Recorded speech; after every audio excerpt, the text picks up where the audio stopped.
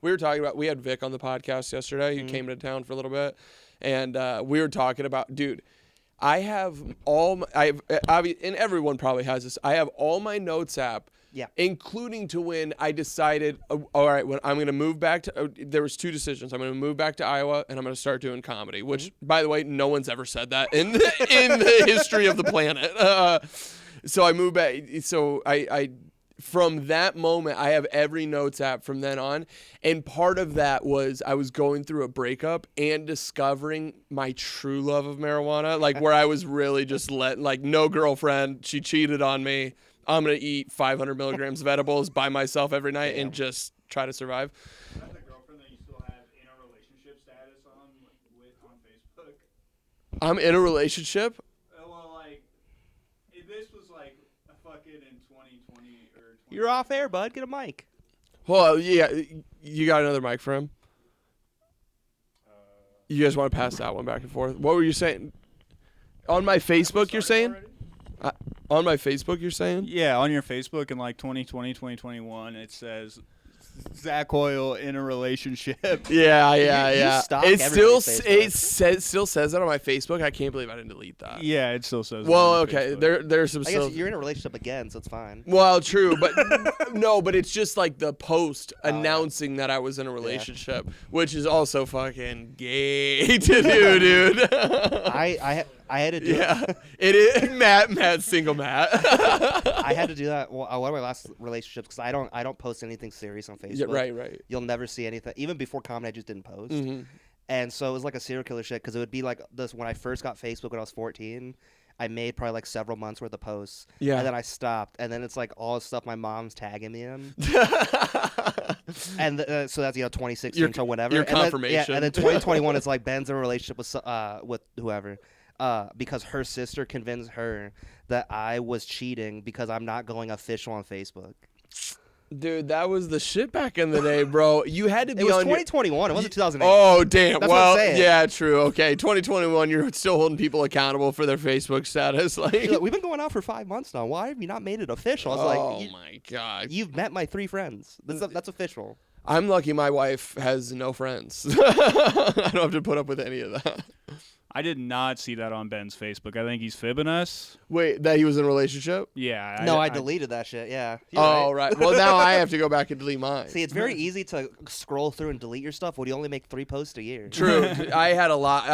I've always been seeking attention. Now I'm to the point where I never post on social media ever. But back in the day, dude, I was trying to be like a right-wing conservative, like right-wing Twitter guy. Or twink? Well, no, there was a lot of allegations. I went to a small town, flamboyant personality, a lot of allegations. Had to beat a lot of allegations growing up. Until I got married, I think everyone still thought. For real. I still think. Well, you know what I mean? Who knows? You know, we don't know how you guys get down behind closed doors. Get chopped up, you know. I came to the podcast because I thought we were interviewing Anthony Robles. Like the wrestler? Yeah, the wrestler. The one-legged wrestler. Yeah, Matt, go ahead and take the mic back from him. Yeah, we're not making this a WWE shit right now. Shout out to Anthony Robles. I'll break that down for you. So what he's talking about, do you know much about wrestling? No. There was a wrestler from Arizona State, okay? He only had one leg. He wrestled 125 pounds, but that has to be very easy because you got like 60 pounds less than whatever. Exactly. His upper body was like a 157 pounder. He was fucking jacked, dude. And Iowa had Matt McDonough. Shout out Matt McDonough. He went to Linn-Mar, which is right down the street from where I lived. Big school. He was a 4-time. No, was he a 4-time state champ? Anyway, that doesn't matter. Wrestled at Iowa. Beast of a wrestler. Goes to wrestle in the national championship his senior year. Has to wrestle this fucking monster of a human being, dude. And you should see how this guy wrestles. I mean, obviously on his nub and then the one leg back. I'm assuming he doesn't do a lot of leg locks. Not a lot of leg locks. Lot of upper body stuff. It's mostly upper body. I'm sure he could kick everybody's ass in this room right now. Dude, maybe not Matt. He literally looks like he's setting up for mise en place. Do you know mise en place? No. It's when you fucking cut up your vegetables and shit when you prepare for cooking. You did a lot of like smoking weed and just random ass research for a few years, didn't you? That you just know like all this. Dude, I know so much. Or I know so little about so many things. Like, I know a little bit about a lot. And mise en place, shout out French word. Tanner knew it because his last name's French, and that's probably why. But that's what this Anthony Robles guy did. He would have the guy on the ground, and it would be 2 arms over top of the guy, just manipulating him, doing whatever he wanted to, like a kid playing with his action figure. It was insane, bro. So yeah, shout out to Anthony Robles. Why did I have a Facebook post about that guy, like being pissed that he won? No, the last name's just Robles. Oh yeah, you wrestled too. I forgot he wrestled. I was just wondering, like, I know you're a WWE guy. I was just wondering why you both know so much Iowa history about some random ass wrestler. I wrestled. Yeah, you did too. I wrestled. Yeah, Did you wrestle him? No, but I was good. So not unlike Tanner. Don't say you guys both that. Like you said that, and I got offended. I'm like, did you go to state? Yeah, I placed at state. Hey, I was a state. What'd you place? 8th, whatever. In the whole state, and our team won state, like as a team, a dual and Alburnett national. sucks, brother. Nah, dude, dynasty. By the way, we started that dynasty first year state. I'm not here to get into the nitty gritty. If you play soccer or baseball, you can say my team won state. If you're playing an individual sport and you brought the ring down, you don't get to say my team. He doesn't understand how. He doesn't understand. You know. All right, thank you. You know. First of all, we have dual state, which is one team versus one team, so you have to win your match. And then the other one, individual, you accumulate points, okay? And yeah, we could have taken all my points out and still beat the second place team, okay? But we could have taken even our state champ who pinned his way through state, taken his team score out, and still won because we dominated. Matt, cut all of this. I do have a few questions for Benji. Please. I mean, we really haven't got rolling, but I like knowing that you've been formulating on this for however long. No, I like it too. Tanner was the first one as a guest to come. Shout out to everyone listening at home. Yeah, go on. Sorry. We have Tanner in studio, former guest of the podcast. Probably never be a guest again after what he did to me last time. He ambushed me. Well, I just want to say this because I can see some context clues.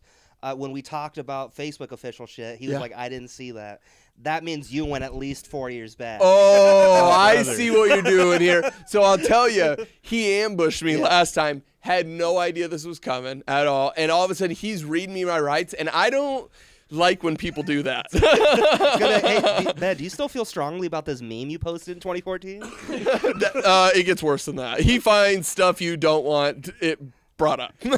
Brother, we're not going to talk about the serial killer memes. We're just going to talk about... Are you going to talk about everything I misspelled? No. Tanner, the floor is yours, brother. On June 14th in 2012, your baseball team won a championship. Were you good at baseball, or did you just get carried by the rest of your team? I haven't been carried by anybody. True. Probably the catcher. Yeah, did you play catcher? I was the guy throwing hot dogs out in the stand. I was the best right field. This is 2012. I was the best right fielder for the last 2 innings when we win by 10. Space out. I'm playing in the grass, dude. That center fielder, he's got a little more to cover than usual. Yeah, you have just one sliver. Right next to the foul post, you have about 3 feet out. I remember, because, that was Little League. I remember there's one time I caught a ball, and it was because I was standing still, and I lost the ball in the sun. I just had my glove up, and I caught it somehow.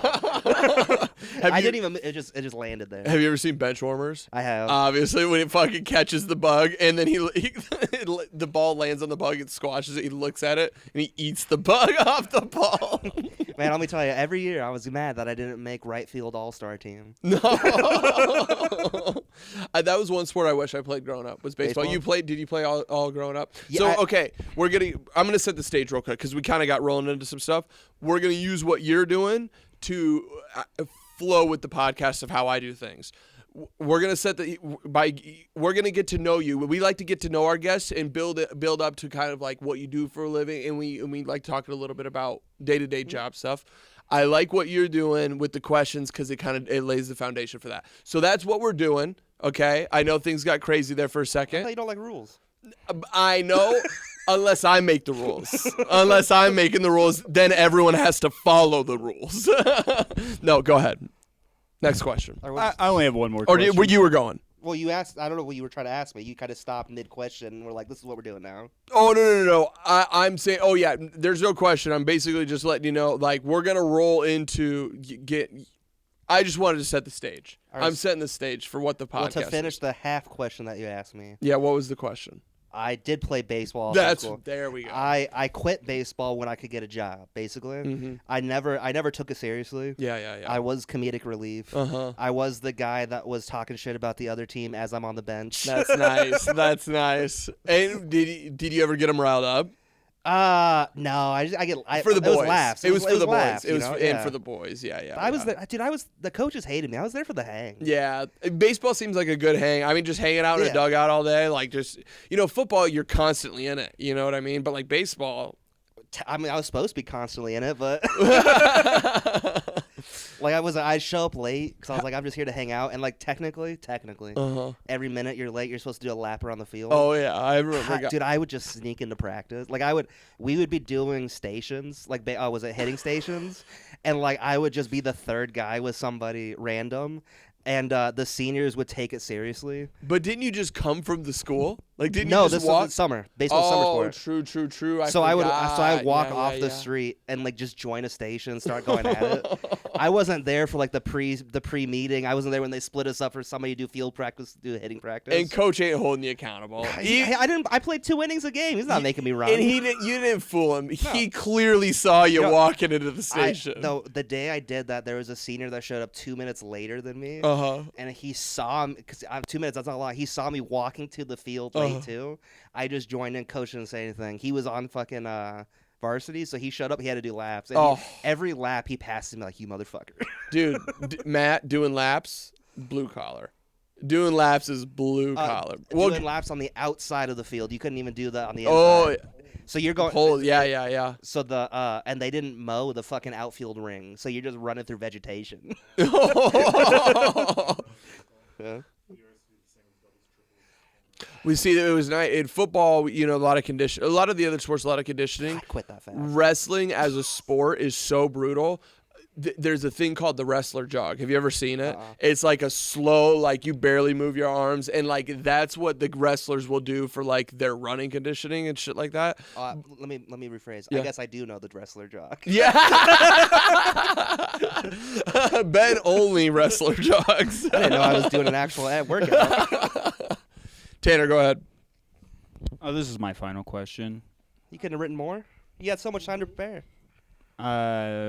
So in August 20th, 2014, Benjamin posted, I wonder if rain on the first day of school is a bad thing. Was your freshman year a bad year of school or not? Oh, good question. August 2014. You were only a freshman in 2014. Yeah, I was 14. I graduated in 2013. You old as shit. Setting the stage. Setting the stage a little. I used to think I was a poet. I'd write down. What was freshman year brutal for you? Did you have a year? Did you have like I mean, you've established you were the funny guy. You like goofing off. But did you have a bad year? No, I mean stuff happened, but like nothing. Nothing I'll bring up on this podcast, but like nothing like I'll talk about mine. You talk about yours. We can talk about off air. But for the most part, no. I wasn't really bullied. Like one of the things that I don't think people that are 10 years old, I know you're not 10 years older, but like people 10 years older than me, is like there was no real fighting anymore. Like when phones came out, you knew like you just were like, if I get my ass beat, I'll never not see it every day. It's literally, it was like there was a point where every fight across America, every time it happened, it was online. It was the new biggest thing. Every day there was a new big fight that everyone wanted to watch. Even if you were like, I'm 99% certain I could beat his ass, you're still like, man, what if he just gets me like a really good lock or something? Yeah, it's over with. So it was always talking shit. And I'm very good at talking shit. And I never took myself seriously. I still don't really take myself seriously. That's why like the way to build a friendship with me is a back and forth. Yeah. Like, there's a few comedians in Des Moines where for like my first year, for whatever reason, I would always follow them or they would always follow me no matter what. And it was always a point of like, what stupid thing can we say about their set? Yeah. You guys were coming after each other. And no, that builds good relationship. I mean, I was lucky enough to have like a brother who's only 2 years younger than me, and that is the basis of how I like developed relationships forever. And it's because, God, there's no one I enjoy hanging out with more than my brother. You want to know what my nickname was in baseball? What? Bernie. You ever seen the movie Weekend at Bernie's? Yeah. Why? Because I was dead on the field. My coach got mad at me because he put me in left field for batting practice. Oh, Right. He didn't trust me for a game. He put me in left field, and hey, by the way, that's the guy who's just throwing the balls back. Yeah. And you'll see. Yeah. Is they would have like the varsity basically like practice hitting with the pitchers, and like we're not even trying to get them out. Their whole thing was just batting practice too. Right. So if it would be a foul ball, it's dead. So then they would just get another ball at the bucket. But if it was a fair ball, we'd have to play it through whatever. So every time I went foul on the left-hand side, I just wouldn't get it because it's dead. And like technically my coach was like, you're supposed to throw that in every time. So I think like one whole practice I didn't. I just gathered like all 30 balls at the end and brought them in. By the way, efficient. It's impeccable thinking. No, that's logic. I can't believe that they would think you would throw everyone back. No. That's crazy. And like one of the crazy things is for Perry being such a small like team or small school, we had 3 coaches. Because you had like the main coach, varsity coach, Coach Long. Yep. You had Coach Long's son, who was also like I don't think he was a teacher. He was a part-time coach to help out. Yeah. And then you had like the history teacher. Yeah. But all 3 of them, and so like it was Coach Long and his son and them. So they would also like they would bully you together. Oh, that was dude. Wrestling harassment is one of a kind because you get a lot of influx of coaches who are like young, like just graduated or whatever. And it's just, there's so much, not just wrestling, all sports in high school in general. There's just this basis of like grown men being able to say whatever they fucking want to 14-year-olds. We had Kettleson. So I never played, I never did wrestling.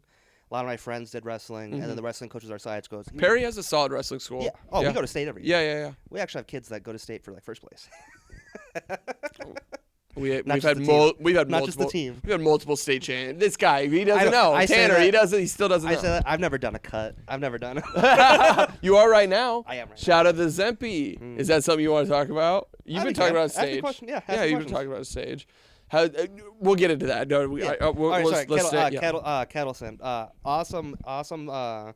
He was like a young guy. He's probably like maybe 32, 30. Yep. Short, jacked. One of the things is if you ever put your head down on the table, science teacher, he had a metal ruler, like a yardstick, that he wouldn't hit you. He never hit, but he would smack pretty fucking near you. Yeah. To scare you to like get up. Yeah. I just remember he had to stop doing it his choice because he did it to a kid like, freshman year, like he's a high schooler, and he woke up crying in the middle of class. How do you recover from that, bro? And so even he was like, "How do you recover from this? I'm never doing this to another child again." Yeah, you can't. I mean, dude, for 4 years you're the guy who cried. Yeah. For 4 years you're just the guy who. Did you ever cry at school? No. I'm trying to think if there was ever. Last football game. Senior year, cried my little eyes out. And then wrestling, this is a cool way to go out. Well, not the coolest. So if by getting 8th place, it means you lose your last match because you go for 7th. So you won everything but the last because you go one? for 1st or 2nd, 3rd or 4th, okay. 5th or 6th, 7th or 8th, and I lost. But it was still like I placed. Like my goal was to place. Like I started wrestling in high school. You know what I mean? So like higher goals. I know, but like started wrestling my freshman year, placed by my senior. That's pretty good. Right. And anyway, put you on the defensive. But our whole crowd was up in the stands right in front of us, and I just one solid tear just rolled down my face in front of the whole town. I couldn't have handled that. Gladiator's death right there, brother. So like that's the good thing was like. I never played varsity, so here's that. So we didn't have a crowd when I played. Right. True. But I could handle losing. It's not even just that baseball is a team sport. I could handle losing because I didn't get choked out to lose. You know? Like in wrestling, for you, you in front of the whole school, you were like, I'm tougher than these 7 guys that have trained for 4 years. Yeah, and then one guy comes and just like, I can hold you down if I need to. And literally, you're like, no, you're 100% right. Like looking back at it, like just being in spandex and getting like another guy to like grab you and hold you down and pin you, brutal, dude. Did you see? Did you happen to? Were we friends? I'm sure we were friends on Facebook when I just did a wrestling competition like a year and a half ago. You didn't see this? Oh, so my town, being a wrestling town, they. For the fair days, Albert Benefit Days is what it's called. They put a mat in the center of town. Just like come one, come and they off. well no, they do an alumni wrestling duel. So they So you're just beating up 60-year-olds? no, only like 30 on down. Basically, I was the oldest guy in it. I was the oldest dude in it, and it's because I had done it before, and they asked me to do it, so I'm like, sure, I'll do it. Right. And they wrestle like the older guys versus some like me versus some of the younger guys. In years past, we actually had alumni from surrounding rival schools do it, dude. It's crazy, bro. It's that has to be like a Sandlot movie, dude. You know It's what I mean? such a good time, man. Because you know, in high school you're like, fuck these guys, but now that you're older, you don't give a fuck. You're like, dude, what's up? And you guys are all fun. You're like, what the fuck are we doing right now? So anyway, Did you place? I beat the guy. So the first year I did it, I lost to the guy. Yeah. But he had just graduated high school and he had placed at state too. I was out of shape. You know what I mean? He placed a little higher than you at state. He got seventh. And then the second year I did it, I had to wrestle a kid who had just got out of high school, but he was only a district qualifier. He didn't actually make it to state, and I pinned him in the first period. And then I uploaded the whole video to Facebook of me pinning this kid, and some 19-year-old kid, me just whooping his ass. As an adult, you're not even in high school anymore. And it was back when I had long hair, and my wife put my hair in braids. So like I'm in a singlet and braids wrestling this kid, dude. Hey, my friends and family, do you want me to see me beat up this child? You saw it, I'm sure, when in my Facebook stalking. I think you showed me like before or after our episode. Probably. Well, I think that's probably no, because I've only known you since I lived here. Did you watch? But did you go see the video again? I don't think I watched the full thing. Oh, come on, dude. By the way, if we would have gone to the second period, he was going to beat me. I was so tired. Dude, it took me 4 hours to recover. It was so exhausting. There's nothing worse than wrestling. Okay. You know, there's something bad about losing in front of the whole school, but there's something worse about losing in front of your wife. Your wife, that's even worse. You're right. She was there. I did win. Because you would never hear that. I did. The first one, I wasn't with her yet. The second one, I did win. You also didn't tell her about it. But almost kind of even worse if you think about it. Losing in front of the whole school sucks. Losing in front of the whole school 10 years after you're graduated, maybe the apocalyptic of bad things that could happen to you. Being like, you come back to your old stomping grounds just to like lose and like you're still bad at those double leg takedowns. I was more of a fireman's carry kind of a guy. Shout out to I him. know. I would, dude. I'd let people get the underhook. You know what I'm talking about. I would let people, dude. I would literally wrestle people like this. I'd let them get the underhook, dude, all day. Take it. Good. I'll watch UFC and like when they'll do like the announcing stuff, and I'll do my own and be like, that's a right cross. I like an overhand right. That's my play. If I can grab what's this trap? Yeah. Yeah. If I can grab a hold of your trap, I can take you anywhere I want. Listen, if I was fighting, I do triangle X. He's doing triangle circle. It's not gonna work. He doesn't have the reach. Okay, so we got you a little bit. You're a little bit of an athlete in high school, a little bit of a prankster jokester for the funds. Yeah, for the funds. Let's just say when I handed in my baseball pants in the middle of the season, my coach was like, "Okay." And they were bright white, except for shit stains on the ass. Not only were they bright white, they were pants they bought specifically for me. Oh, true. Because I was one size bigger than what they had. And then they had to you gave them back so they could cover the field at the end of the year with them. Dude, you know how bad it is? I can't gain weight in my sophomore year because then I'll have to buy me another pair of pants. Oh my god, you're like that. You had to cut weight to play baseball. Dude, I knew I wasn't taking it seriously when I had other friends that were like, yo, play a little bit in college, play whatever. But like I talked to them, they were like, I'm conditioning to get ready for the baseball season. Oh. They're like, I'm lifting, I'm running, I'm doing whatever, and I'm like, that wasn't Call of Duty. Like I'm not. That wasn't in your schedule at all, dude. And then I'd go and I'm like, I'm barely making it from fucking third base to second base when I'm throwing the ball and they're going from center field on. Were you heavy as a kid? Yeah. How like always? Yeah, from the jump? I graduated probably 300 plus. Well, okay, little got you. The reason why I ask is because I'm trying to imagine guys that I went to high school with and like kind of place you like a similar vibe. And I have guys who I think you were a lot like. I'm what I call an athletic fat. Mm-hmm. I'll walk around, I'll jump around, I'll do whatever. Actually, that's the reason why I'm dropping weight again, is because I got a little bit past where I'm no longer athletic, and I'm like, I need to be able to walk around. Yeah. I can't not be able to take a walk downtown and be like, fine. I bet you're nasty at ping pong. I bet are you? I got a good serve. Yeah. Big guys, for the thing about big guys, and you're 100, especially guys. So one of my best friends, shout out Manny. I sold cars with him down in North Carolina. He's this Palestinian dude, bigger, kind of similar build to you, maybe a little bit smaller, but like similar vibes. His hand-eye coordination is out of this world. Here's the thing: when you do anything and everything not to move your legs, you get pretty fucking good at That's true. Big guys have crazy hand-eye coordination, dude. We would play ping pong, and he's just nuts. And then we played this game called. It was basically a mix of soccer and tennis. So you play ping pong again, ping pong. But he's a bigger guy, so you know, bigger area to run around. He could stay in one spot. Cover everything, dude. Unbelievable, man. Shout out to Manny. Literally one of the best athletes I've witnessed in my life, and he never played a sport in high school. It's unbelievable.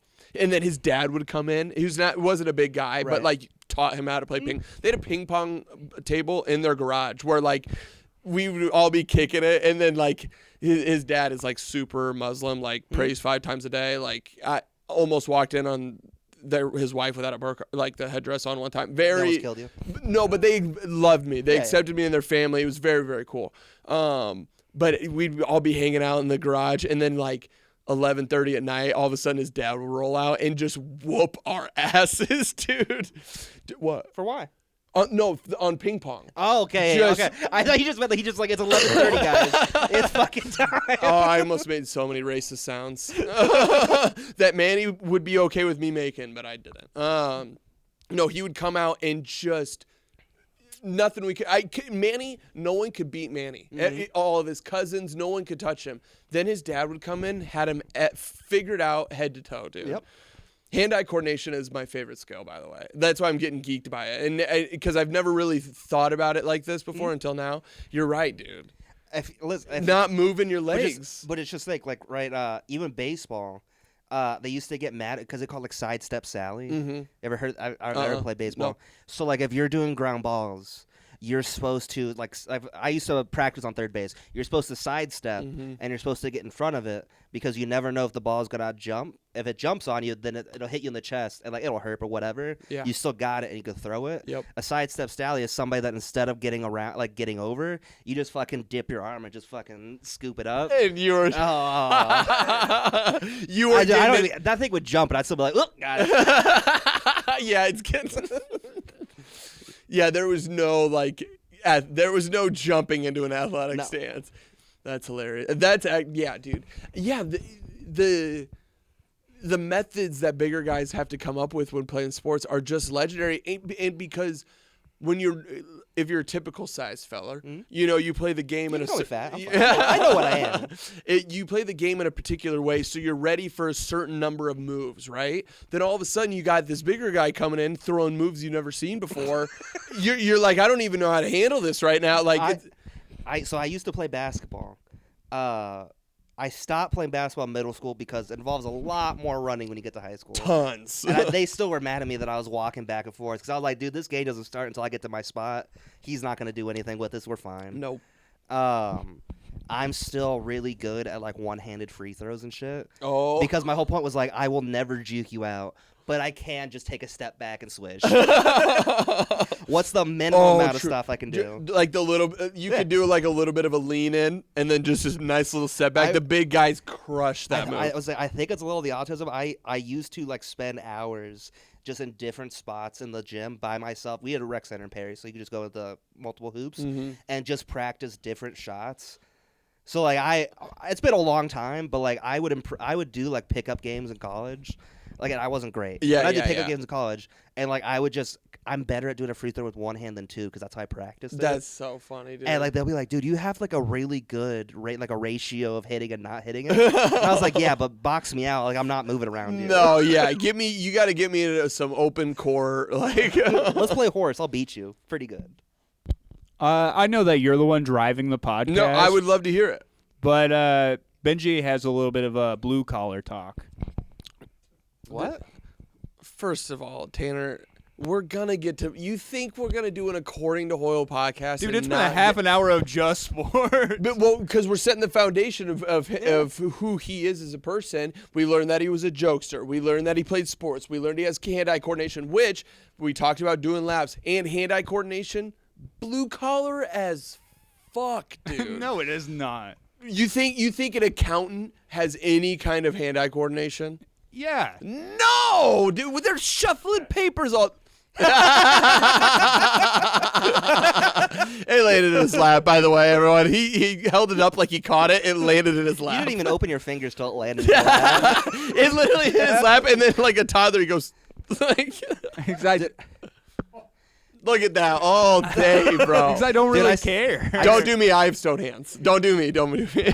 I didn't know this was a Kilbright told me this is like a food worker thing. Oh yeah, go ahead. Hand coordination, but specifically that if you drop anything, you don't catch it with your foot, but you cut down momentum with your foot. And I'm like, I can lift my foot real good to catch, like just to touch it, to be like, hey, we're not going right to the concrete. I might have a little fat guy in me because I'm nasty at catching things with my foot. I'm very good at catching things with my foot, and I think we can get into. We don't have time for it today, but I think I got a little bit of a fat guy in me. You could if you asked nicely. Just a little bit. No, fellas, I got laid before this. And listen, I'm not going to lie. We haven't had sex in like 3 weeks to a month, which is the longest we've gone without having sex. Then you're a fucking liar because every time you leave the mic, you're just like, gotta go have sex with my wife. Well, that's just an excuse for me to leave. Yeah, come on. Yeah, Matt knows. Every man knows they're going to go have sex to their wife who never has sex with them. But no, exactly. But even though none of you guys are getting laid. And just the fucking 19-year-old kids fucking smelling like sex every morning. Anyway, pissed, dude. I think it's worse that somebody promised you they would and they still don't. Don't eat. It sits on the edge of my lips every time. Like, what did we say when we got married? So here we go. So we've established jobs. Yep. You said you quit baseball when you were old enough. So I quit baseball to start working a job. Sorry, I glare quit at baseball Tanner. about 2016. Mm-hmm. I don't even think I made it to the summer. Like the baseball season starts like the last month of school and it goes into like 2 months of the summer. Mm-hmm. I didn't even make it to the summer. Right. First job was Stein Seed. What's that? Detasseling stuff. Like, okay. I think every other state has it too. Just Stein was our company for around here. Right. But I had the hookup because I didn't have to actually go outside and detassel.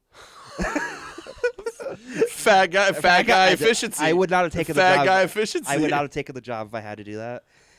One of my friends growing up's mom worked in the lab there, and so the whole thing, all I did all day was grind leaves. Very blue collar. That's it. So I would like grind leaves and like listen to YouTube or do whatever. Oh yeah. What kind of leaves? So they would have to. You'd have the other people that were special had to go outside all day and punch holes, like walk a line and punch holes. And the whole point was the plots are pre-sold to people, and so like you'd buy seed type A, and you'd pay $10,000, and you'd be really mad if seed type B was like in that field. So you'd go and punch holes to make sure there was no cross pollination. So like if more than 10%, I don't remember, more than 10% is seed B and it's supposed to be seed A, they'd have to pull the field because they'd lose money trying to sell it. Wow, damn. That's because it's just inefficient because you can't sell it for a high enough price. And so other people would be all they do all day is walk lines outside for 12 hours a day, punching holes, which is a little better than detasseling, but that's bad. Yeah, that's and not I'm fun in either. The air. I'm wearing a sweater. It's cold in there. It's a lab. They have Wi-Fi. What's that? Like a house. In-house husker. Yeah. Yeah. Oh, yeah. the other Instead of a thing. field. Yeah. you're in the- Oh, dude. Matthew. The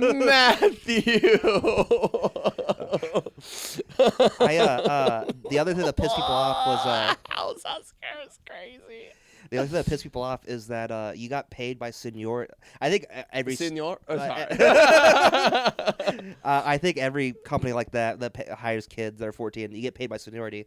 Every year that you come back, you get an extra $1. So when you start at like $8 and something cents. Also 2016, 2015, whatever.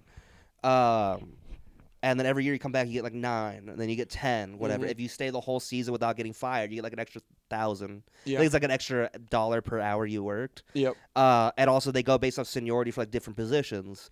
So you had the guys that detasseled, which you'd have one person per line. And then you'd have a guy that was like a wanderer in the field, but it would be like 1 per 30 lines, and his whole thing was to basically tattle on anybody that wasn't doing their job. Right. And then you'd have like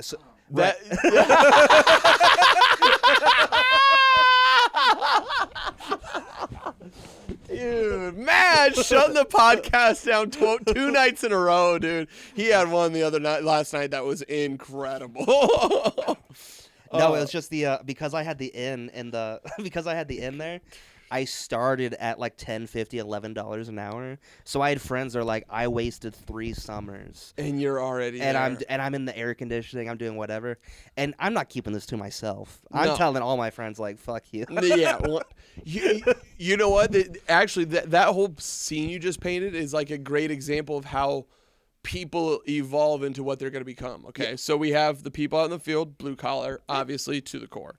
Then you got the guy who's checking on the 30 people. That's white collar. That guy's gonna end up being a middle manager, douchebag somewhere in charge, hall monitor, idiot. Then you are in this like gray area, right, where you're like a guy who's getting his hands dirty, like doing the work of the fellows, and then you're also dealing with the suits on the inside. You know what I mean? And what do you do today? What I do today? So I work at a warehouse today. And I moved up from the floor to the office. Dude, I could do this for a living, dude. I could fucking do this. What happened was that I got my associates of business, business manager or whatever. I was going to Iowa State to get my bachelor's of business. Still should. I haven't. I didn't finish it. I made a lot of excuses, COVID, some other shit. I dropped out. Brother. You're going to be a big famous stand-up comedian. It doesn't even work exactly. In my head, I was like, why do I finish this degree and get the same job that I could go get right? I was like, I have a degree. I'm not the guy that dropped out 3 out of 4 years with no degree. Yeah, okay. I have an associate's. I graduated from DMAC. So I got a job. I got a job as a administrative assistant for the production manager of a warehouse that all they do is pack fruit. So like nice. Yeah, but also they're like part-time I'm packing fruit and like building boxes, and then part-time I'm doing some like accounting stuff. See, love that. Cherished. Your managers pack fruit all day? Huh? You're supervising dudes that pack fruit all day? Yeah. You're just packing fruit? Yeah. It's my people. You guys are fruit packers? I actually, side story, I do have a fruit Mexican story. When I was like 14 or 15, okay? My buddy had got his license. It was one of those nights, I'm staying at your house, you're staying at my house, and then we just did whatever we wanted to do. And is this where all the questioning came up in your childhood? Officer, I swear.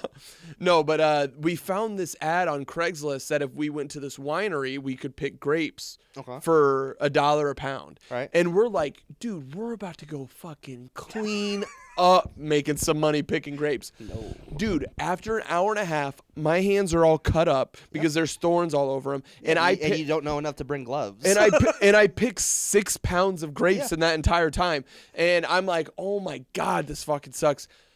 I turn around, this like ProMaster Dodge Sprinter van pulls up. A door comes open, 12 Mexicans get off, and they just start going to town. And I go, how much will they pick in an hour? And he goes, well, like the kids, they'll do like 22 pounds in an hour. And I go, 22 pounds of grapes in an hour? Are you fucking kidding me, dude? That's when I realized I'm like, I'll never be able to work as hard as a Mexican in my life. I can, and I have, and I choose not to because I don't have to. Because my dad gave me opportunity that I don't have to. Mm-hmm. But like I used to do landscaping with my dad. Like Right. This was not mowing. This was like we're digging we're digging trees out. We're doing boulder walls. Mm-hmm. We're laying sod. We're hand grading all the hard shit. Patios, shit. Yeah, Mm-hmm. everything. And my dad's in the machine. Obviously, dude, you come from a long line of dudes who are the guys on the machine. You come from the dude. Matt, his father's father have been a guy on a crew who's always the guy in the machine. So my dad's done landscaping for like 30 years. And what my dad told me is that for a period of time, he was the hand grader at the company that he worked for. He works for himself now, and did all that. And then he got like whatever fucking bullshit course you have to take to like run the machine. Same thing you do for a forklift. It's like technically I have a forklift license too, but what does it mean? Right. Anyone can still operate this. And he's still the hardest worker because he'll hop out and do whatever needs to be done. Mm-hmm. But he just happens to also be the only person on the team that can run the machine. Yeah. So he has air conditioner in there. He has his radio in there, and he's like, I didn't buy this machine. They did. And the people like the new guys would get mad at him, and he's like, should have gone to college. I had a nice little cushy. I had a time where I was the guy in the machine. When I first moved back to Iowa, my buddy owned a landscaping business, and in the winter they did snow removal. So it was like right when I moved back, it was wintertime. So I just rolled right into that because I was the homie. I'd never done snow removal, but I got to be the guy in the Big Mac parking lot who got to be in the skid steer with the heater and the radio. Just pissing Dude, people off. just getting in the one hit, and he smoked weed too, so I would be ripping the one-e in the skid steer, just pushing snow, dude. Huh? Sweating, like pouring, like in my shorts, like taking my sweatshirt off and everything, dude. I love snow removal. There's nothing I love more in this world than sitting in a skid steer. You love machines. Snow removal. Oh my god, bro! Also, were you in a truck or were you in like a Bobcat? No, I was in a skid steer. I guess is that with a bucket on the front. It's a Bobcat. Bobcat. Oh, okay, Bobcat. Yeah. See, I'm asking. I thought you said truck, so my brain was like, no. That's why I said, was it a yeah. truck or was it like a Bobcat? Yeah, no, Bobcat. I'll say because like my dad has back problems from the Bobcat because he's constantly was doing in residential areas. So he's like 12 hours a day. You're literally like twisting your back constantly. And anytime you go over even something as small as a curb, you're the whole machine is like rocking. Do you know this far? Is he operating on tracks or is he operating on wheels? He's done both. The machine we have now is tracks. Tracks is the best. Yeah. I hate wheels. I could do it. Dude, brother, I come from... There's pros and cons to both. Tracks is good, but you have to do really wide turns because you can do a zero turn in it. Mm-hmm. You'll just tear the fuck up of whatever you're doing. Definitely. Now my dad Respect. can flip a quarter with the bucket. Oh yeah. I'm not that nice with it just because it was never my ever. But I'm pretty nice with it for. But the wheels one the reason how I got good, mm-hmm. I was working at the country club and they had one really nice one, which the boss always used, and then I had to use the Bobcat with the wheels with the T-bar. Mm. You ever operate a T-bar before? To where you can like move the bucket. Well, it's so I'll show you. So it's like a bar that comes up between your legs, and you can push forward to go forward, push back to go backwards. And then you turn side like this to move to the left, move side like this to move to the right. And then the bucket is feet operated. Mm-hmm. So you move the bucket up and down with your feet. If you can do that, you can operate almost any piece of equipment that exists because that is one of the most fucking difficult things. And the bucket on it had a monster ass bucket that was hard to scoop. You had to finagle everything. Anyway, shout out to your dad. If I could do any job really. Yeah. And like I said, my dad also fucked up his back because he was moving boulders by himself and doing all this shit. Yeah. So he was not lazy in the machine, whatever. Grinder. He just wasn't he would always have comebacks because he was the lead. So he's like, first of all, I'm your supervisor. Second of all, I'm working harder than you. And third of all, I've been here for 10 years. Yeah, you're not going to walk off the street and get a hop in the machine while I get to go hand grade. Exactly. Yeah, no. And I've always... how you earn your stripes is not even questioning that. If you show up, if you're a new guy on a landscaping crew, you don't even, it can't even be a thought in your brain that you don't even, because there's some eager guy. Well, you know the eager guys. There's some guys who want to like any opportunity to even move it around the corner. They're like, oh, I'll do it, and they'll hop into it and just try to like move it 6 feet. Or they start doing that's why he is, because people would give him like the side remarks, and they'd go like oh, you're not even sweating, huh? Like just like that shit. He's like fucking. Were you here the last 10 months? No, you're here on fucking school break. And it's not necessarily easy to operate a skid steer. I mean, it's definitely like it's cramped quarters. There is a lot, and if you're a good worker, you're in and out of it a lot. So you're constantly. My dad said was like you have to use the skid. You have to use the Bobcat first. You have to hard grade everything. And if you're in a residential area, the whole thing was like my dad has the hard grade ahead of you. So you're not doing anything until he does that. Yep. And then when he gets so far ahead of you, he gets out and starts laying sod with you. Yep. And then when you're taking a break, he gets back in the machine to go do it. So he's fucking. He's always going. Constantly going. I love laying some sod. No, no, you don't. Brother, I love laying I can give you my sod. dad's number. A nice fresh back, like you have a freshly graded backyard, and it's just like pallets of sod show up, and it's time to just start throwing. Worst feeling is walking on the work site. The best feeling is walking off. I love landscaping. I love it. So I never worked. No, I only ever worked for my dad, which like I never would have done it otherwise. Right. And my dad told me like he has bad back, so I was like, hey, I need you to like lift everything that I can, and like all this other shit, which I was like, for sure. But we would go do like big jobs. So it'd be like me, my dad, and his 2 workers. And his great guys. His 2 workers are 2 guys that used to be on teams, or like lead their own teams now from the company he was previously. Yeah. So like they'll do side jobs with my dad. And when I started doing that, I was like 17 or 18. And let's say my dad was paying me $17 an hour, whatever the fuck he was paying me at the time, and he'd pay them like $30 an hour. Yep. And my dad asked me once, he was like, "Hey, are you mad that I pay them that much?" And I was like, "No. Both of them work 3 times as much as me. You should take some money from me and pay them more so I could take I never went that far. Well, I was like, if it means I could breathe longer. Oh, right. Take more break. Take $1. Yeah, take $7 worth of work from me, please. No, that's good. And that's how, and yeah, you coming from blue collar roots is important too. It's just as important as, because even if you're not a blue collar worker, you are now. I mean, I would definitely consider you blue collar. You're gray collar now because you're office and work, and you're technically more gray collar. But you have so much deep. My dad was harder on me because I was his son working there, where he was making a point to be like, don't ever think you're getting special treatment. Right. Right. Like if I took like an extra bathroom break, he'd give me shit. Well, probably because he like thinking about with my own son. I'm bringing my kid there because I know I don't have to. I don't want to have to worry about this work being done. So I'm going to bring my son who I can depend on. Yeah, the whole thing was the other thing was he's like, you represent me. Exactly. And it wasn't like I'm an extension of him. It was like we're both an extension of the family name. You got a so good like he dad. Holds himself up to the same thing. You got a good dad, dude. He is. I got a terrible dad. I always get so jealous of people with good dads. I'm like, God, that must have been nice. It was hard at times. Well, I'm sure. I'm sure, but I won't start throwing stories back and forth. Your dad ever hug you? Have you ever hugged your dad? Yeah. No, okay.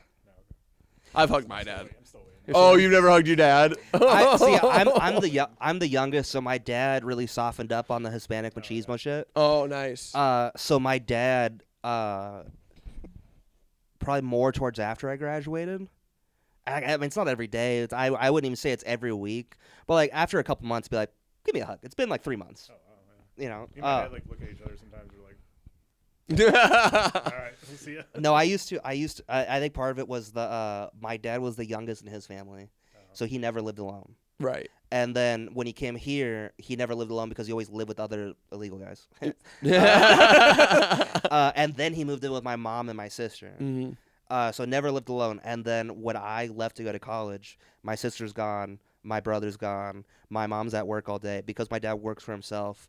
He sets himself up that he doesn't really have to do that many jobs throughout the week. When you're the one that does the work and gets the contract, you make a pretty good amount. So his whole thing was he's like, I don't need to make $90,000 a year. I made $45 working for somebody else. Let me just do a third of the work and make 45 for myself. No, 100%. I love that point of view. Was it so when I went to Iowa State? I have this thing where like out of sight, out of mind. Mm-hmm. I would go home like every couple months, but I don't call my parents. I'm not like, hey, something exciting happened. Let me tell you real quick. I will tell you the next time I see you, and we'll talk for an hour or 2 hours, whatever. Yeah. So I'd go like a couple months with like nothing, and then my dad would call me. He's like, "You should call me more." Yeah. Yeah. Or, yeah. or my dad. My mom hates this. My dad will always go on like Facebook Marketplace, and be like, "I need a new tool for work." And it'd be like something random. He's like, "It's in Ames. You want to go out to lunch?" He'll find any reason. Yeah. Dads, bro. That'd be thanks for bragging about it.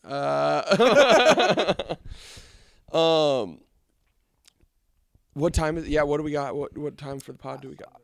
7:34. I can shoot Mel. I could shoot Megan a text to be like, "Hey, can you just make sure we're not last?" Mm-hmm. Yeah. So we're good. Cool. I'm trying to think where else. Oh yeah. Look at that. Yeah. You see? I don't know if that counts because like he caught it with just his hands. You had to slap it against your chest. I got a bacon in another hand. So I caught it with one hand. There's also more loft on that. Do you golf, Tanner? Golf? I like fuck around with buddies, but no, I never like really got into golf. Do you golf?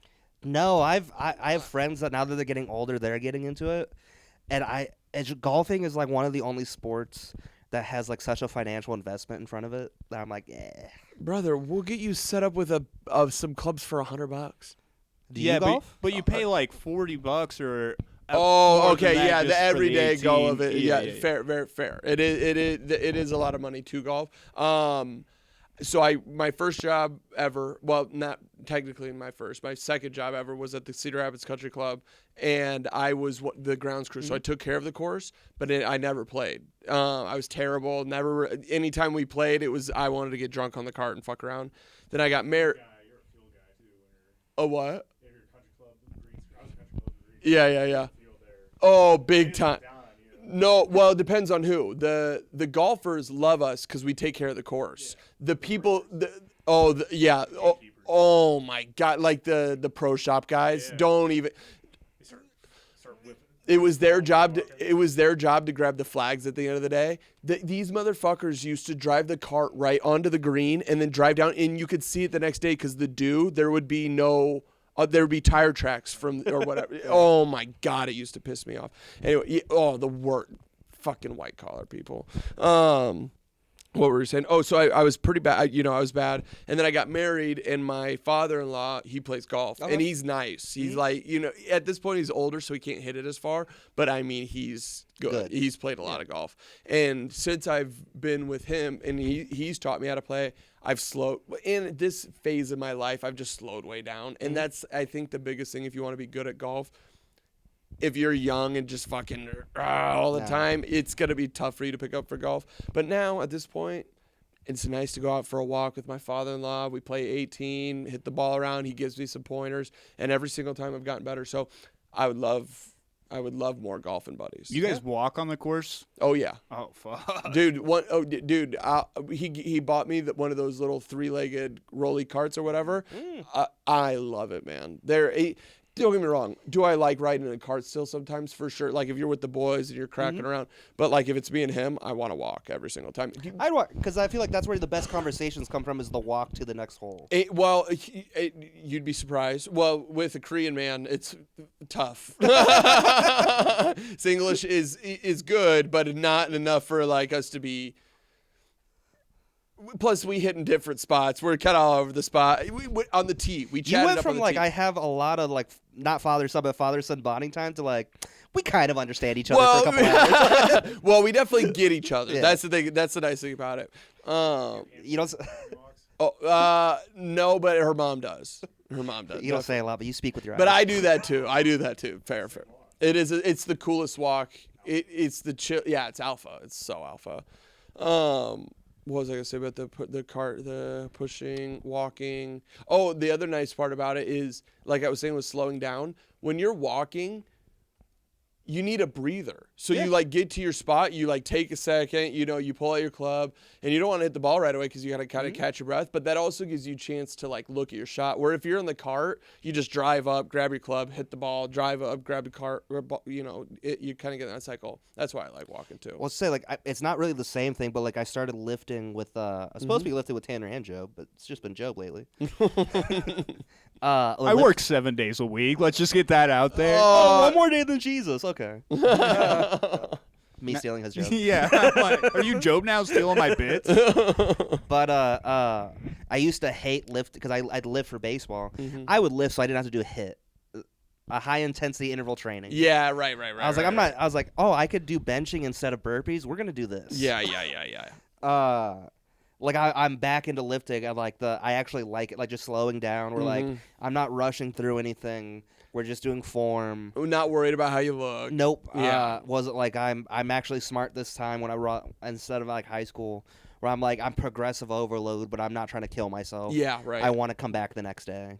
Dude, that's my problem with working out. Like, and you guys have seen as you got to know me, I'm not good in social situations. I kind of shut down. Like I get so geeked out. And even at the gym, I'm constantly thinking as I'm lifting, like everyone in here thinks I'm a fucking dumbass. Now, I haven't lifted in a few years, and I've grown a little bit since then, so maybe it's a little bit different now. But I mean, as of 3 years ago, I was still like geeked out every time I would go.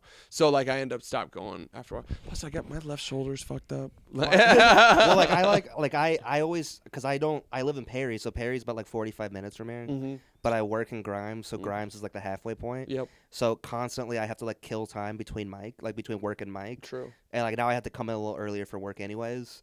So it's like, yeah, let's spend an hour 10 in the gym, still chill for another 30, 45 minutes before the mic, and then go. And like, I'm not. You still have your time and everything. Yeah. Yeah. Where do you work out at? Their place has a gym. So just go like do a simple push-pull day. So today was pull. Mondays and Thursdays it is dumbbell bench, dumbbell incline bench, shoulder press, and a fourth one that I can't think of off the top. No. Do you do any kind of running or conditioning? No. Dude, I wanted to make. I want to make a joke about this, but that's why I said like I should get into golfing because you said like walking. Yeah, 100%. Was it I want to make it's really hard to get abs when you don't do core exercises. You literally focusing on all your extremities. Yeah. My whole point was like You're doing eyebrow raises just to avoid sprints. I'm doing every muscle group but my core. Yeah. I'm still doing my back and everything, but it was like I'm not doing crunches yet. But don't they say big guys have like the strongest cores? Walking around not core. Oh, yeah. Look at those ham hocks. Oh, dude. If I cut your leg off and hit someone in the head with it, it would kill them. Yeah. I hold a lot of fat in my thighs, but it's just as muscular as my calves. Right. That's why I say I'm an athletic fat was like I graduated like 310, and I probably was walking around freshman year at least 240, somewhere around there. Yeah. And I mean, I was running, I was playing, I was doing whatever. Like I stopped running after high school. Right. But well, like I was always able to run. I just wasn't doing it fast or effectively. So that leads us into the Zempi. So now you're on the Zempi. Do you feel comfortable sharing your peak? Weight? Yeah. Technically, I don't know my peak. Right. Because the $20 Walmart scale that I have doesn't go that far. No. It only goes up to 300. Wow. Okay. So I hold my weight a little well. Where like everybody goes like, "Damn, you're big," but then they also go like, "What's the number?" They don't like you can't place it. Yeah. I think 390 was where I started. Wow. I think. Wow. And I think right now I'm down about a half a shirt size and about like a pant size. Well, that's what I'm saying. You could definitely tell you're losing weight. I can't tell shit, which is what sucks. 100% can tell you're losing weight. So I graduated high school about 300. Went to Iowa State. I did the whatever Iowa State 30, so I got up to 330. And then I did a bunch of crash diets, but I got down to like 260. Wow. Not good though. Yeah. I was doing like when I talk about on stage like one meal a day. I was doing that, but I was doing one meal every 2 days. Oh. And I was just doing like black coffee and tea throughout the other day. And then I was like, yeah, let me have 10 ounces of steak, a whole box of macaroni, and like anything I want to eat. Right. You will lose weight if you only eat once every 2 days. 100%. I mean, there's and you're walking through Iowa State going to class and doing whatever. Yeah. The next year, or when I left, I went back for the summer, gained it back. Yeah. Back lost it again. Went down to about, I think 260 again. It seemed to be like the whatever. Got with my ex. She had the stomach surgery. I'm gonna blame her on this. I shouldn't. It's my thing. You can though. I control what I put in my mouth. We love blaming exes on this podcast. There's nothing. I control what I put in my mouth. She never put anything in my mouth that I didn't ask.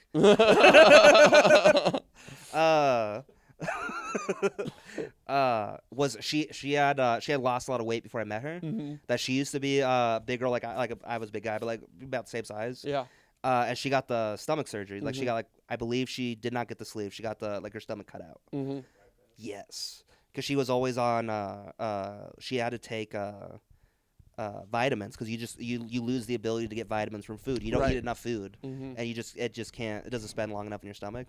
But that took me off. Where I'm like, I don't care how big I get. I'll die big. I'm not getting my stomach cut out. Right.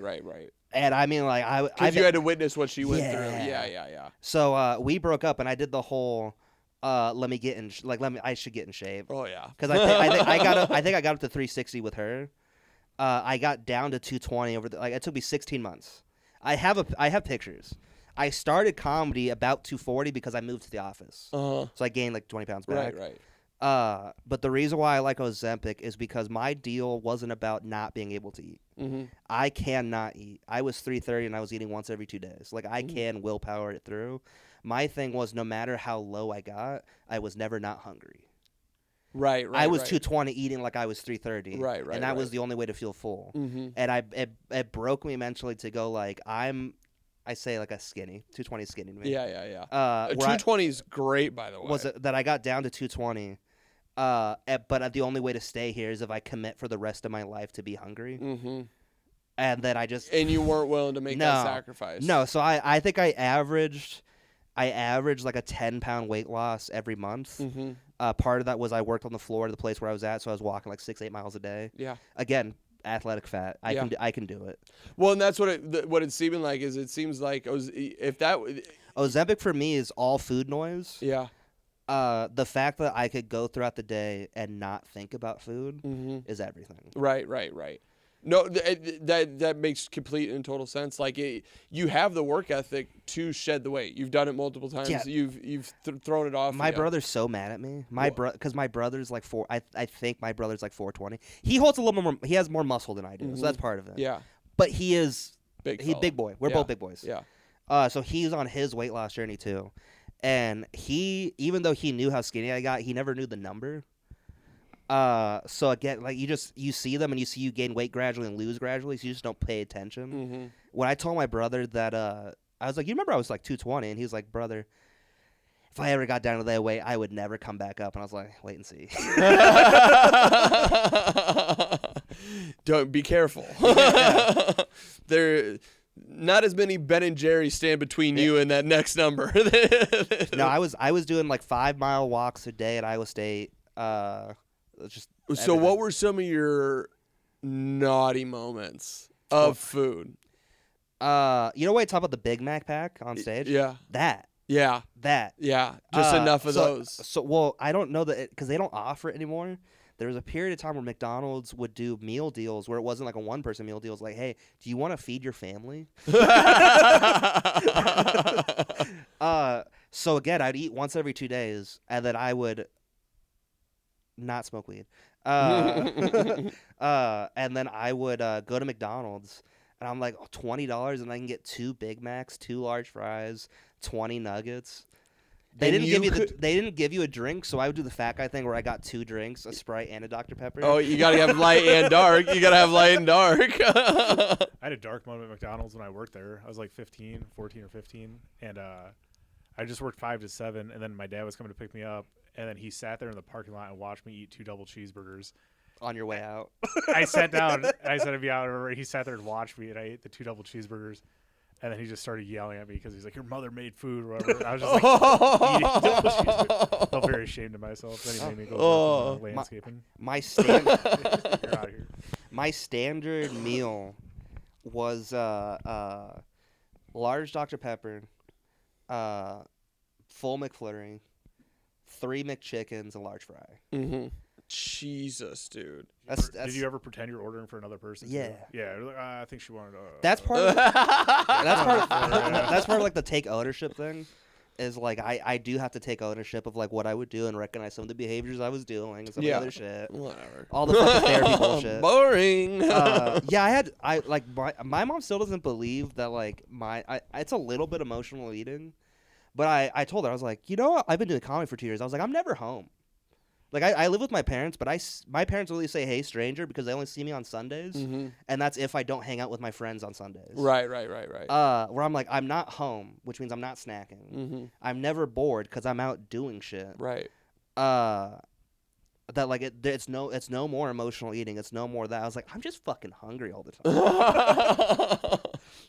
No, my other standard was I would get a large Casey's breakfast pizza, order of cheese sticks, and when it used to be their original boneless wings when it was like red, like breaded, whatever. When they got rid of that, turned into the popcorn chicken. Popcorn chicken. Yeah. I'll give you that. That with their boomerang sauce. Get the fuck out of here. So I would do all 3. So that would be like I would order that at like 11 a.m. And that's gone by the end of the day. Like I didn't eat it as one meal.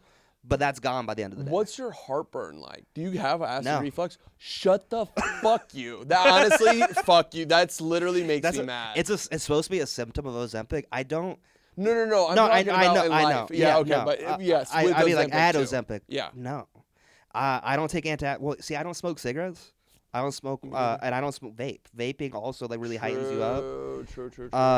Despite what I look like, I don't typically eat super late at night. Mm-hmm. I also have what the bed that raises, right? So like I only use one pillow because I raise myself up, and I know that's part of it. That like it is, sleep bro. elevated. I used to sell mattresses. I sold mattresses. I'm a sleep expert. Yeah. I went to a 30-day thing. I'm a sleep expert.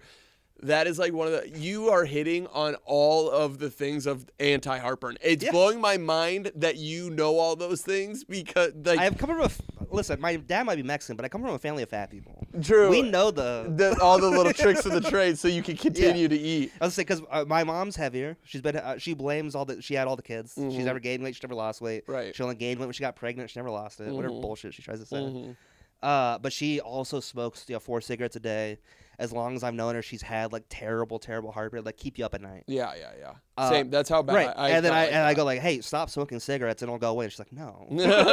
She'll just like, but her thing was she would sleep in the chair. She'd like drink milk and then go sleep in the chair. Yeah. So she could be elevated. Yeah. See that's for me. That's the big one. Elevation. Sleeping on my left side, but that's just a makeshift because I don't have a bed that raises up. It does the same thing. Elevation, but then not eating before bed. Yep. I couldn't believe you didn't do that. That's why I was like, how is he? Because I'm just imagining you. This is just me being my simple brain. I'm just imagining for you to get heavy like that, you got to be just gorging yourself. No, 100. But here's the thing, right? I would eat like bad shit at like 9, 10, 11, but I'll go to bed at like 1 a.m. There you go. You know what I mean? Like, so I wasn't eating right up until I went to bed. Mm-hmm. But I was eating late at night. Yeah, I was eating whatever. I just for 2 hours before I went to bed, I wasn't eating. I'll eat a bowl of cereal and then go to bed. Yeah.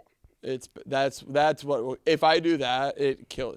Now I have all these things. Like I said, I knew all those things you were saying because I have all those things in place for me. I got a tip, a trick for you, and I don't remember if it's baking soda or baking powder. I can't do it. You I've know what tried I'm it a saying? million times. Just a I pinch? can't. I cannot do it. The second it touches my mouth, I literally.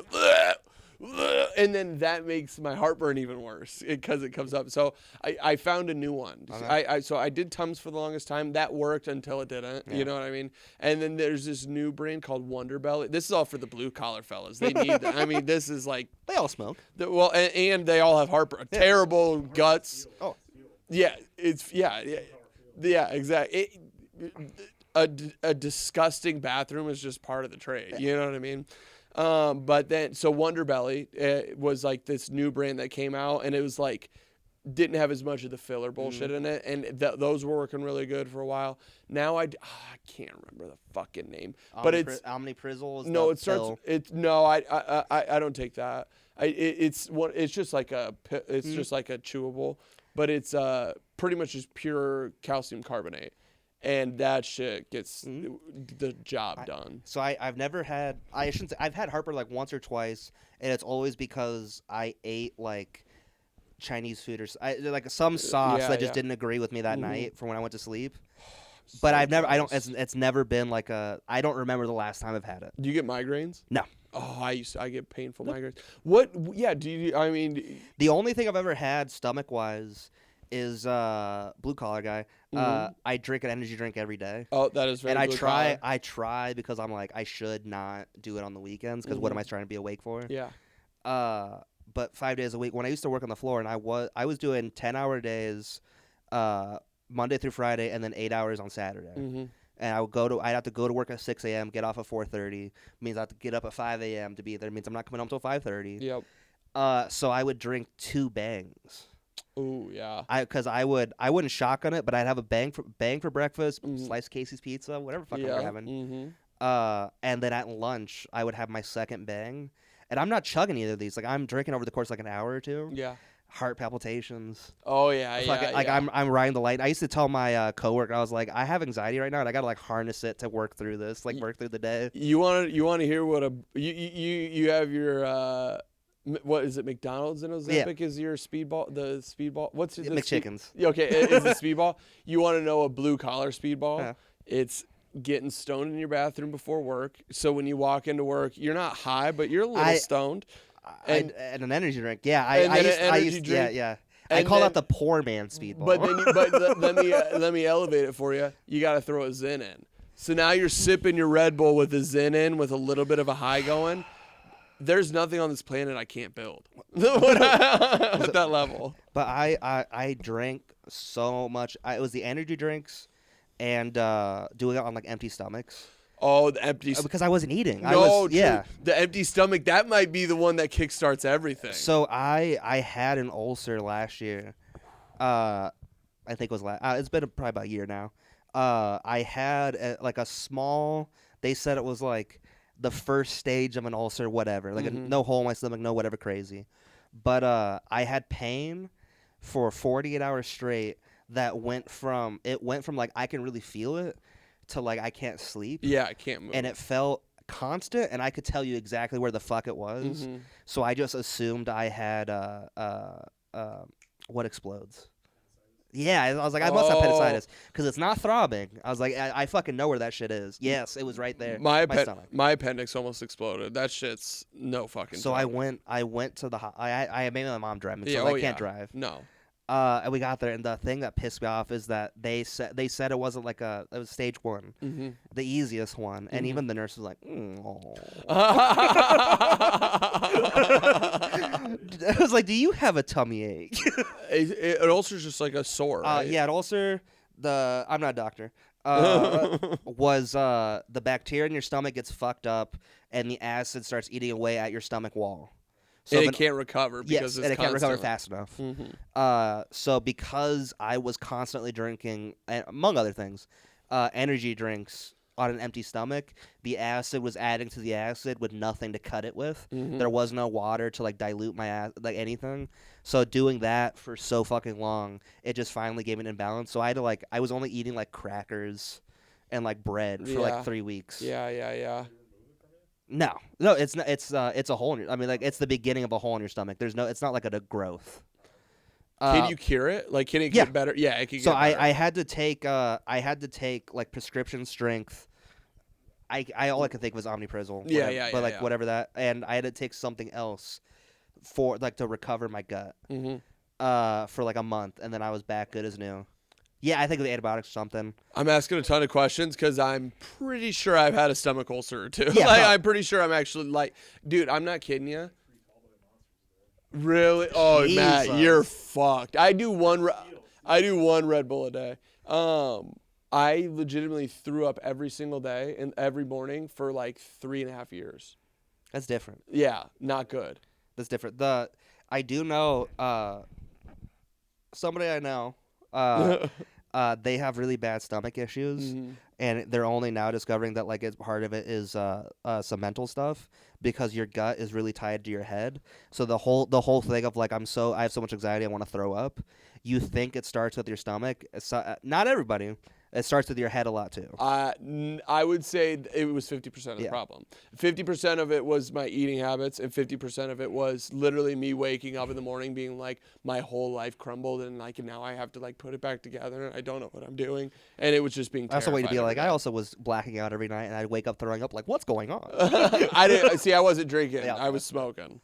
But I was eating crazy amounts of like I said, edibles and just. So scared, dude.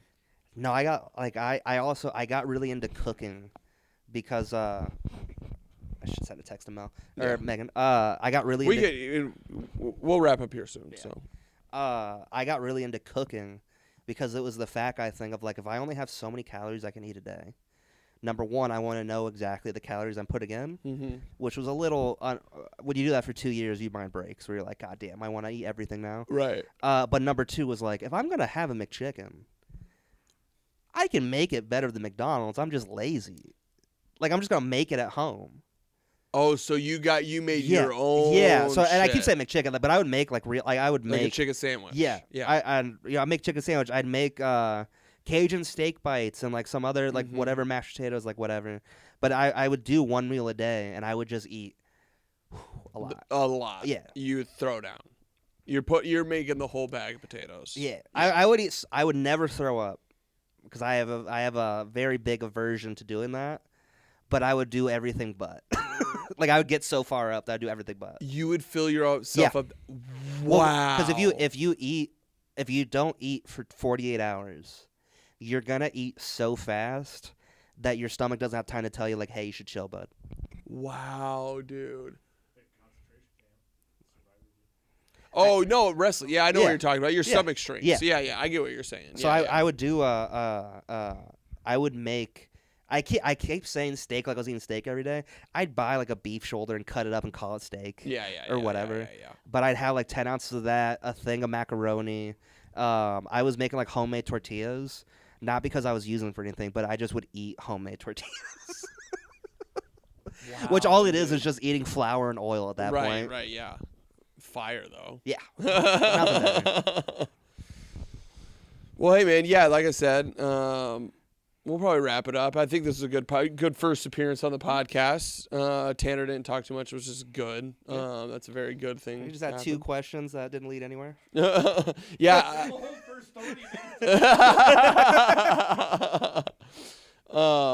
Yeah, man, I would say plug stuff, but Matt hasn't posted the last 10 episodes we've done, so I have no idea when this will come out.